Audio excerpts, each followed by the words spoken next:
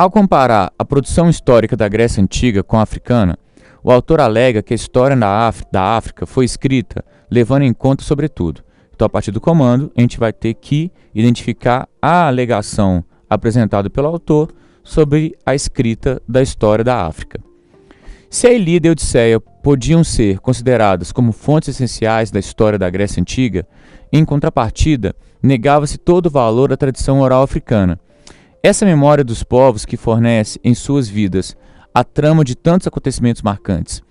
Ao escrever a história de grande parte da África, recorria-se somente a fontes externas à África, oferecendo uma visão não do que poderia ser o percurso dos povos africanos, mas daquilo que se pensava que ela deveria ser.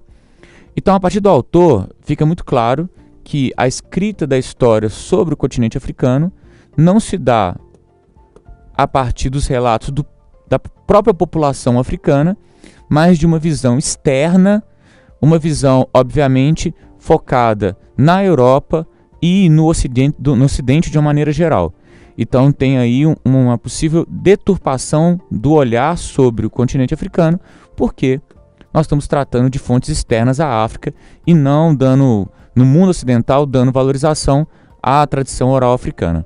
Então, a partir dessa interpretação, vamos para as alternativas. Alternativa A: as tradições orais locais comprometendo a confiabilidade dos fatos. Pelo contrário, o autor está alegando que a história da África, que nós ocidentais temos acesso, a grosso modo é produzida por um olhar externo do continente africano, ou sobre o continente africano, e não focado nas tradições orais locais. Por isso, a alternativa A, ela está errada. A alternativa B: as fontes externas ao continente, carregada de juízo de valor sobre a África. A alternativa B, ela está correta.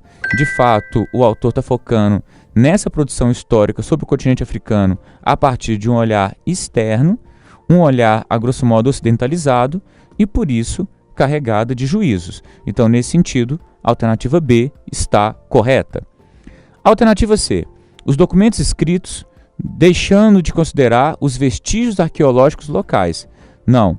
Muitos dos documentos escritos ocidentais estão baseados em vestígios arqueológicos locais estudados por ocidentais. Então, o que está sendo deixado de lado, a grosso modo, é a tradição oral africana. Por isso, a alternativa C está errada. Alternativa D: as memórias europeias sobre a África, dada a escassez de fontes produzidas pelos africanos ou por africanos. Pelo contrário, há uma grande produção desenvolvida pelos africanos no continente africano. Há grandes especialistas em tradição oral. Os griots, eles são ali membros das comunidades africanas que conhecem as suas tradições e relatam essas tradições.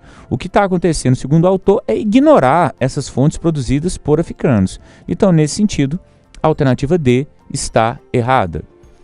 A alternativa E: os registros dos impérios africanos que ignoravam as histórias dos grupos locais dominados. Não, o autor não está focando nos impérios africanos, quando eles ainda existiam, e o fato deles ignorarem as tradições que estão ali próximas a ele. Ele está focando na visão externa. Por isso, a alternativa E está errada.